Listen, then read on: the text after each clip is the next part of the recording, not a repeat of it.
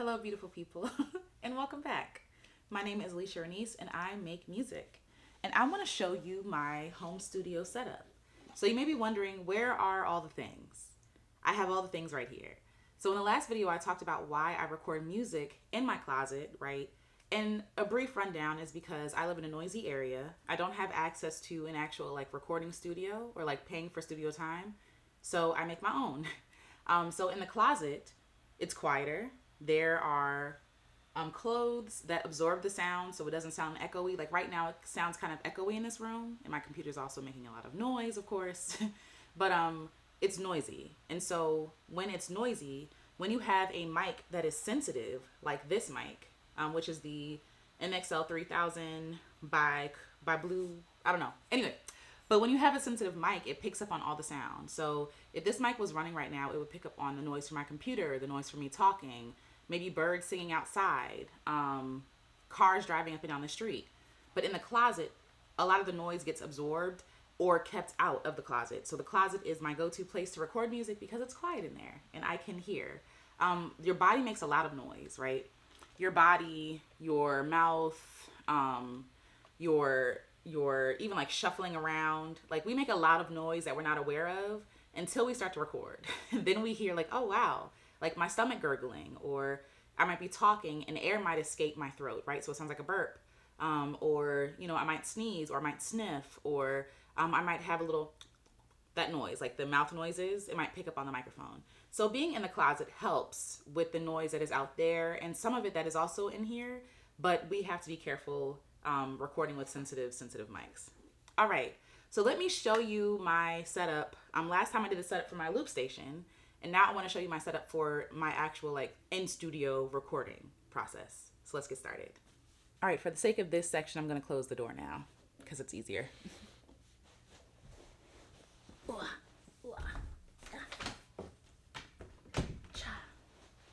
Okay. For this section of the video, I'm going to keep things super simple because I am not a music nerd. I'm not a music tech nerd, right? There are people who go in depth on all the things. I need to know enough just to use it, okay? Because I'm easily overwhelmed. And I don't want to overwhelm you in this tutorial.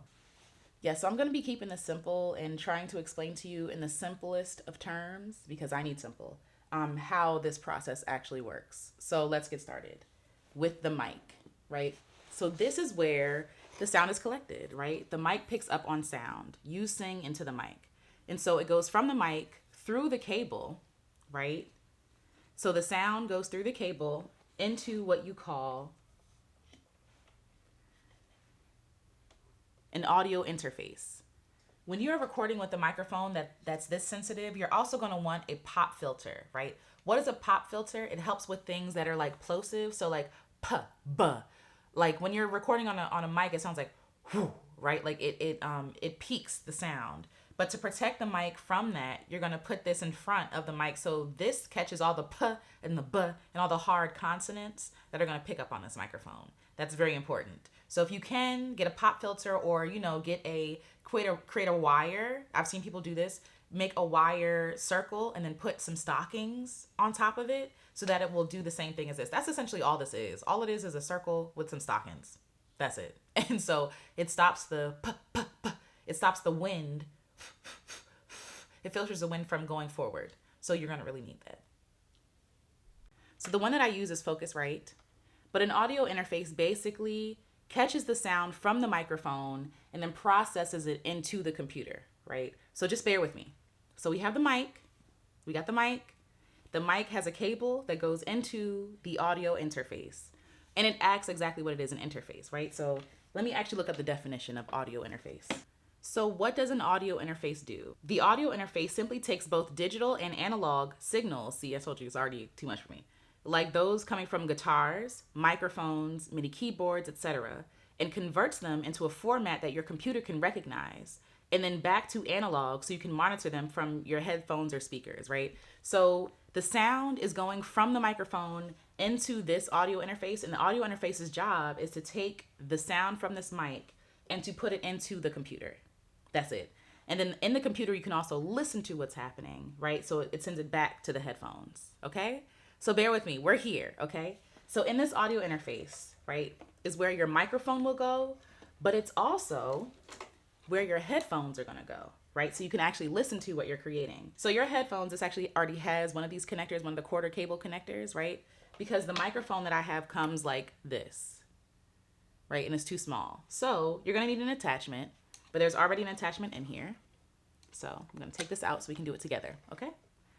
So we're gonna put the 1/4-inch attachment onto the microphone, okay? Then we're gonna put this into, it'll say like a little head, it'll have like a little headphone sign right there. We're gonna put our headphones in here. This way we can hear the sounds that we are creating with this microphone, okay? So the microphone, we sing, it goes into the audio interface. The audio interface sends it to the headphones so we can actually hear what we're doing, all right? Then here you can also manage like how loud the sound coming from the microphone into the computer is. You can also monitor how loud hearing, if you want to hear it in your headphones or in your monitors or speakers, that kind of thing. So yes, you can mess with the gain. You can mess with a lot of things on here. Okay. So then we're going to put this down. All right. Then from the audio interface, there's a USB cable. This USB cable goes into the computer. Why? I'll show you in a second.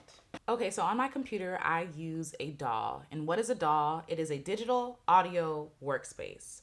Basically, when you go to the studio, you see the mixer and like the engineer mixing things like that on like this big board. You'll see them like, and they'll be looking at the singer through the window. Basically, that's what a DAW does. It's just an electronic and small version, right? So instead of having to go to the studio, you can do all that studio stuff at home. And so I'm going to show you what my workspace looks like.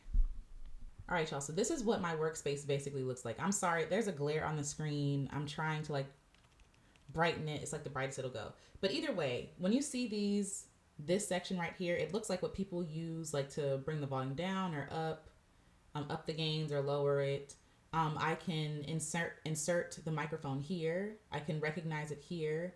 Yeah, and I can basically record, mix, master, all those things. So let me see if I can open a file for you all so that you can see what it looks like. All right, so basically I'm working on a cover of Ain't No Sunshine When She's Gone, right? And you can see over here all the things that I record. These are all separate tracks.